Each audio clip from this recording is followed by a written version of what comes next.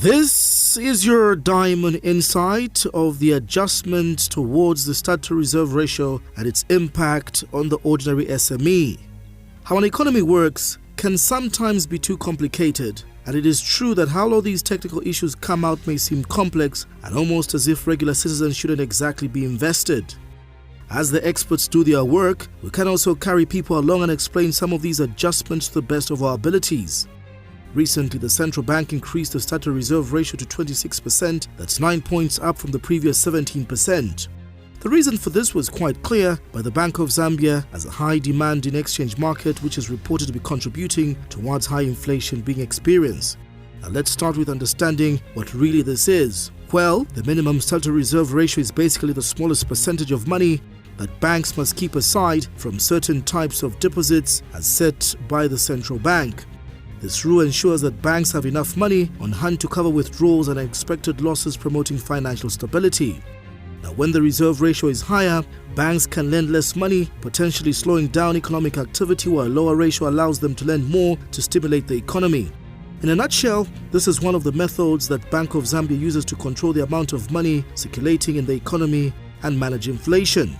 To put this conversation into perspective, let's use some practical examples. Imagine Mwila, a nurse, is planning to take out a loan for a car or any other investment. If the central bank increases the minimum reserve ratio, Mwila's bank might have to keep more money in reserve, reducing the amount available for loans. This could mean that she might face higher interest rates or find it harder to get approved for a loan. On the other hand, if the central bank decreases the reserve ratio, there would be more money available for Mwila's bank to lend, potentially leading to lower interest rates and making it easier for her to secure a loan. Now, these adjustments in the reserve ratio can affect Mwila's ability to access credit and influence the overall cost of borrowing. For people that don't take out loans, this might look like Mwila's problem and hers alone. According to the Bank of Zambia's 2021 Credit Market Monitoring Report, about 20.2 million applications for loans were received by financial institutions. Now, this is quite a high number, granted that some people make multiple applications in a bid to get approval. Despite the perception that this may be our hypothetical friend Mwila's problem, a situation can have a broader implication for other people and the economy. When the central bank increases the minimum reserve ratio as they have, it becomes harder for individuals to obtain loans, potentially leading to a slowdown in consumer spending and investment. So a reduction in spending and investments could negatively impact businesses, and this may also result in the low economic growth and job creation.